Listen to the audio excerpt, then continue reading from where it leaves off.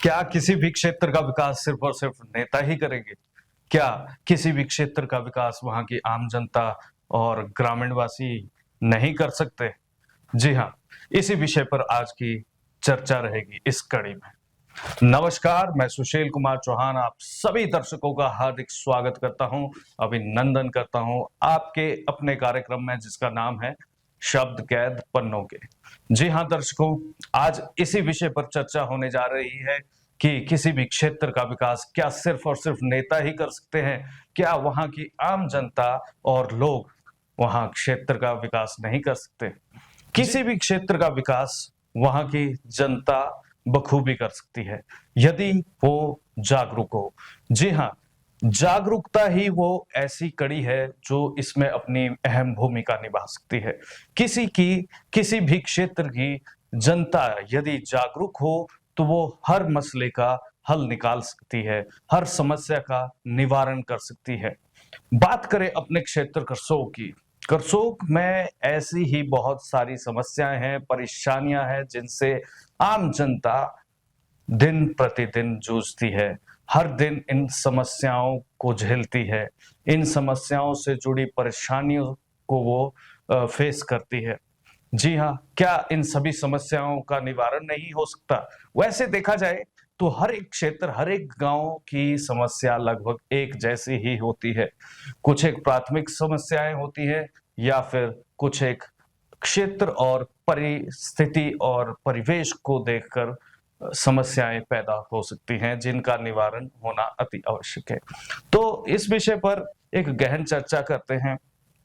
बात करें करसोग तहसील की, जिला मंडी हिमाचल प्रदेश में पड़ने वाला ये छोटा सा कस्बा। यहाँ पर लगभग 62 पंचायतें हैं जिसके अंतर्गत लगभग 295 से 96 गांव आते हैं।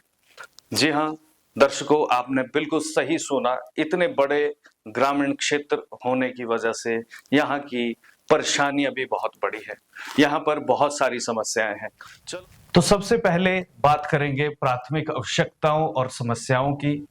सबसे पहले बात करेंगे पेयजल संबंधी समस्याएं। जी हाँ, हमारे करसोग में वैसे तो छोटे छोटे जल स्रोत हैं जहां से पेयजल और सिंचाई का गुजारा किया जाता है। जैसे कि हमारे करसोग क्षेत्र की सबसे मुख्य दो तीन जलधाराएं जैसे इमला बिमला खड्ड और पांगना क्षेत्र की पांगना वाली खड्ड, या इस तरीके की छोटी मोटी खड्डे व छोटे मोटे जल स्रोत से ही पेयजल की आपूर्ति की जाती है। परंतु सोचने वाली बात यह है कि व्यवस्था इतनी खराब हो चुकी है कि ये इन सभी स्रोतों से भी हमें जल आपूर्ति यानी पेयजल की आपूर्ति नियमित तरीके से नहीं हो पाती है। कुछ एक गांव तो ऐसे भी हैं जहां पर उन्हें रोजमर्रा के लिए दूर स्थान पानी भरने के लिए जाना पड़ता है, क्योंकि यदि नल घर पे लगा है तो नल में पानी नहीं है, यदि पानी है तो वो उचित समय पर नहीं आ रहा है, यानी नियमित तरीके से व्यवस्था नहीं की गई है। और ये एक ही जगह की बात नहीं है, एक ही गांव की बात नहीं है, बहुत सारे ऐसे गांव हैं और कुछ एक घर तो ऐसे हैं जिन पे अभी तक पानी के कनेक्शन नहीं पहुंचे होंगे। तो दर्शकों, आपके हिसाब से इस समस्या का निवारण कैसे किया जा सकता है? हमें कुछ एक योजनाएं जो कि भारत सरकार, प्रदेश सरकार से पेयजल संबंधी दी जा रही है, उन योजनाओं को अपने क्षेत्र में धरातल पर उतारना होगा। जी हाँ, उन योजनाओं के अंतर्गत हमें पेयजल आपूर्ति करनी होगी और साथ ही साथ आप सभी ग्रामीण वासियों को पेयजल के लिए, पेयजल के संरक्षण में अपना योगदान देना होगा। आप अपना योगदान कैसे देंगे? उसके लिए आप सभी को सबसे पहले पीने योग्य जल को उचित तरीके से सदुपयोग करना होगा, उसका दुरुपयोग बिल्कुल ना करें।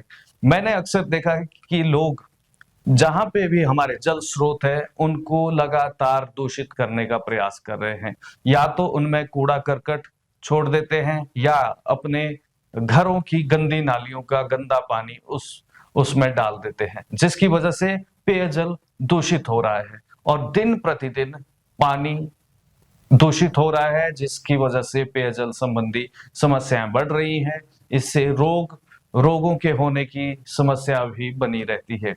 तो ये बात थी पेयजल की। तो मैं आप सभी से इस कार्यक्रम के माध्यम से गुजारिश करना चाहूंगा कि आप सभी जल संरक्षण करें, और मैं सभी लोगों से ये विनम्र प्रार्थना करता हूं कि ये किसी नेता की जिम्मेवारी नहीं है, किसी सरकार की जिम्मेवारी नहीं है।